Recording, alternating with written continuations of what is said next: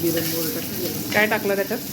जिरं मोहरी अखंड मिरची म्हणजे पटकन काढता येतं, तिखट लागत नाही. पिठलं बनवतोय ना आपण. थोडीशी तेलात चिमूटभर हळद. आता हे कोरडं पिठलं होणार आहे. हो, म्हणजे याच्यात मीठ टाकलं म्हणजे मिरच्या तिखट लागत नाही, मिरच्यांना मीठ लागून जातं. थोडंसं तेल टाकलं, जिरं मोहरी टाकली. आणि मग लहान मुलं बी खातं बा, पिठलं ते काढलं जातं.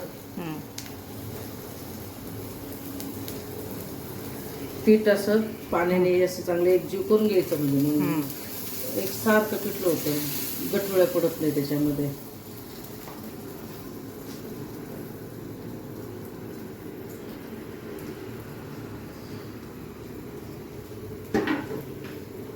हलवायचं, परत पाणी टाकायचं, म्हणजे शिस्त ते चांगलं. कडक पिठलं, तव्यावरचं पिठलं चांगलं भाकरी बरोबर, पोळी बरोबर, किती वेळ ठेवायचं आणि ते शिजू द्यायचं ना. ते एकसारखं जीव गेलं का शिस्त, पाणी टाकायचं, त्याला हलवत राहायचं, असं एकसारखं होऊन जातं मग ते. आणि झाकण ठेवायचं का तसंच? नाही, झाकण नाही ठेवायचं, ज्याला नाही झाकण ते पटकन शिजून जातं. आणखी पाणी टाकायचं त्याला.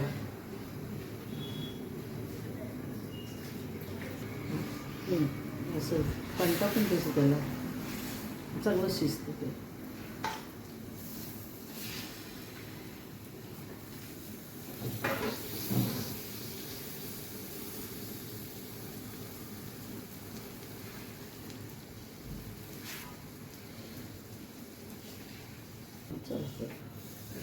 शिकायला मिळतं त्याच्यामुळं मग अजून पाणी टाकतंय ना.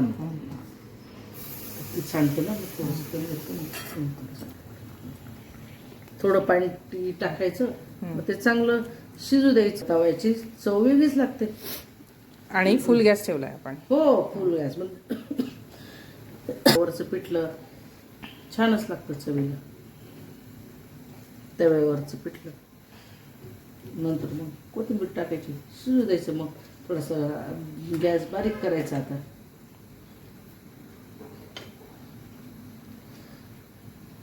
म्हणजे हे लांब मिरच्यामुळं लहान मुलं खाऊ शकतात. बारीक कापले का तिखट होऊन जातं आपल्या.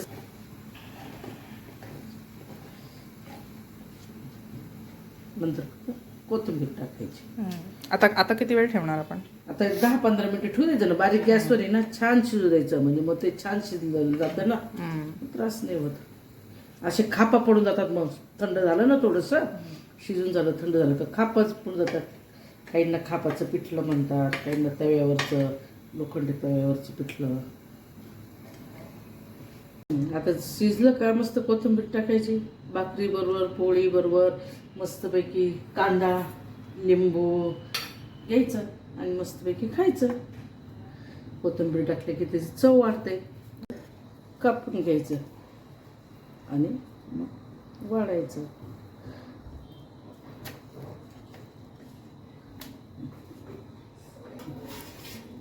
खापांचं पिठलं ना.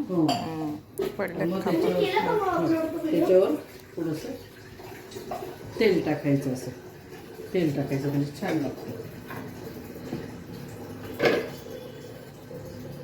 आणि मग असं गरम गरम पोळीबरोबर खायचं. भाकरीबरोबर सुद्धा खाऊ शकतात, पोळीबरोबर खाऊ शकतात, भाताबरोबर खाऊ शकतात. मीठ घ्यायचं त्याच्याबरोबर, कांद्याबरोबर मीठ घ्यायचं थोडंसं, म्हणजे मग कांद्याला मीठ लावलं की छान लागतं.